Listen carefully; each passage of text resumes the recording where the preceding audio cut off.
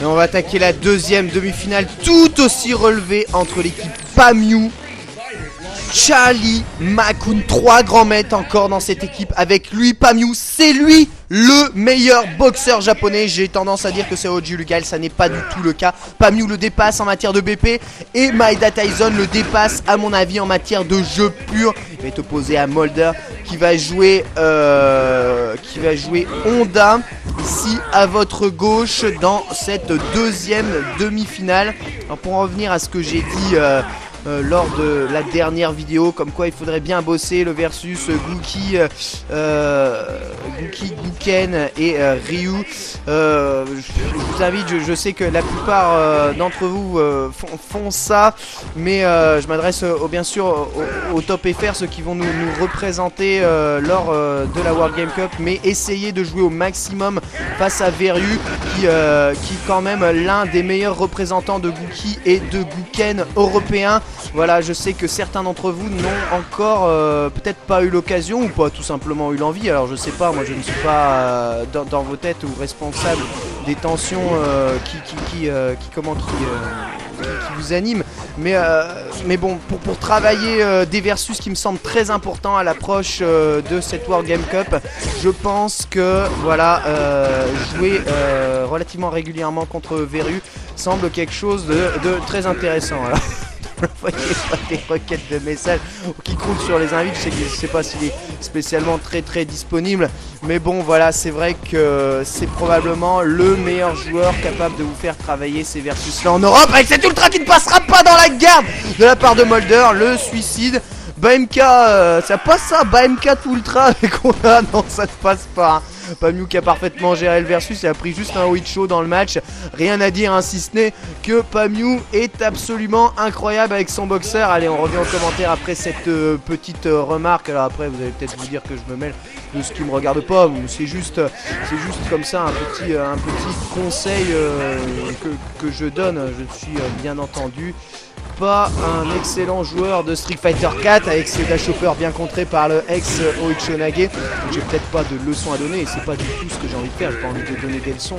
Je dis juste que voilà, ce qui serait à mon avis bien de faire pour ne pas paraître totalement ridicule. Que franchement je souhaite qu'on ne sera pas à cette World Game Cup, mais bon c'est légeable quoi. Il faut au moins arriver avec en connaissant le versus, ça me semble être un minimum face à eux. Après le résultat du match n'est pas spécialement important, mais au moins qu'on fasse honneur au versus fighting européen avec le SOHK qui passe, enchaînement light et de bonne ultra.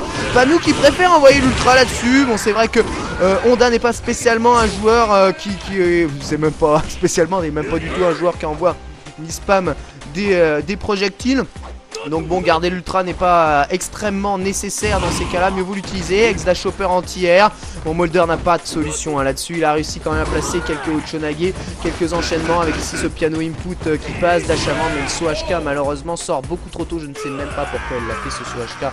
Je sais pas du tout ce qu'il voulait faire là-dessus, mais à mon avis c'est pas ça. Pamyu se fait donc un plaisir de le punir et remporte donc ce premier round. Voilà, cette deuxième demi-finale.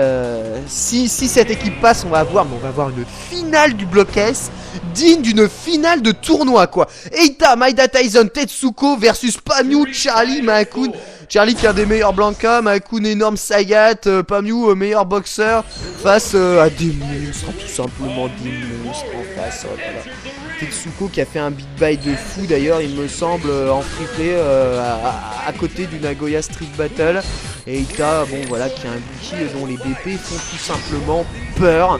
Voilà, prochain match qui va opposer Slydog, très bonne Chun-Li, très bonne Chun-Li, 76% ratio de victoire face à Maeda Tyson, un match qui va être très intéressant. Et s'il y a bien quelqu'un qui est capable de sortir Maeda Tyson, c'est Slydog ici avec sa Chun-Li. Et c'est à mon avis que ça doit faire à l'image de ce Koken et le reset de combo sur le dash overhead qui passe. Empty jump cross-up, enchaînement de light, empty jump cross-up, enchaînement de light. C'est pas possible ça, il réussit à placer quelques light suivi du link high punch. Slydog qui a quand même laissé énormément d'énergie dans la bataille. Ce round est déjà quasiment terminé avec ici cette feinte de dash avant pour essayer de placer une ultra derrière le dash avant qui se fait arrêter par un bas medium punch Dashtray, Pamiou qui remporte donc ce premier. On attention à ne pas perdre de l'énergie trop rapidement. Le ex Dashlo qui passe dans le HK, un crochet du gauche dans la tête de Shani, le dash smash Armor qui casse le Azanshu de Uslydog. Azanshu qui passe, le link réussi avec Balai Kick avec Sakukak. Mais par contre, le upside down kick qui whiff totalement. Évidemment, 7 hit combo directement en punition. La punition ne se fait pas attendre. Allez, c'est link qui passe counter. Chop, je sais pas si c'est le meilleur ratio, c'est une chop, mais ça remet dans le coin, c'est pas mal. Ledbot qui est passé, il n'y a pas du gras derrière. Avec ce spinning bird, le cross-up, Azanshu, le link est raté sur l'Azanshu. Ex Dashtray, le ex Dashlo qui remet Pamiou dans le coin. C'est très tendu entre les deux adversaires.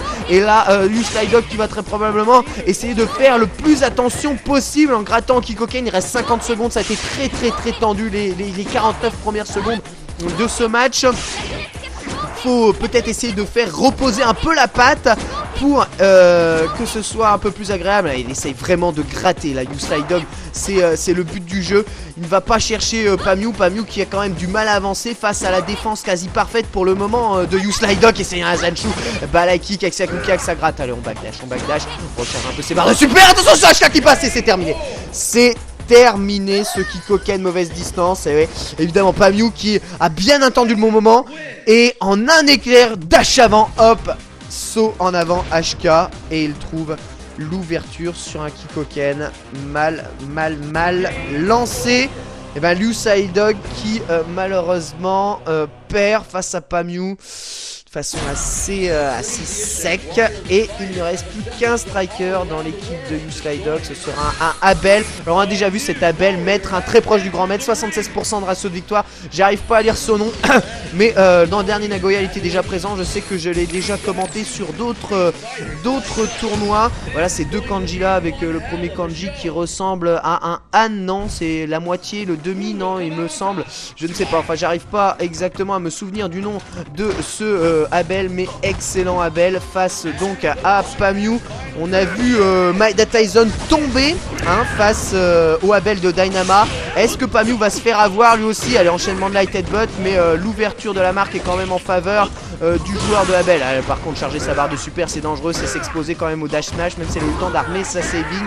Le dash smash a cassé la saving, et c'est ça aussi la capacité de Pamiou à choisir le bon dash pour réagir en fonction de ce que fait l'adversaire. Ici, le smash était parfait. Le Dashtray qui passe, la pression de Pamiou en corner qui ici se place à la moitié de l'écran avec un zoning mid-screen très gênant pour le joueur d'Abel qui ne peut rien faire. Dashtray cancel to shop, dash hopper pour charger la barre de super, encore des crochets du gauche, ça va être difficile de s'en sortir. La Marseille Roll, Dashtray qui remet dans le coin le pauvre Abel, le saut HK, Balai Punch, on va en arrière et pressing de light suivi de la shop. Qu'est-ce que tu veux faire? Qu'est-ce que tu veux faire? Outil t'arrive, jab avant, jab avant, jab avant, jab avant, shop. Qu'est-ce que tu veux faire face à un truc aussi pur, aussi beau? C'est tellement magnifique. Balle de match pour Pamiou qui s'y replace un jab. Alors c'est pas confirmé par un bas HK, mais c'est déjà pas mal. Attention, ça c'est un peu piffé ce Hex en grave direction, ça gaspille une barre de Hex.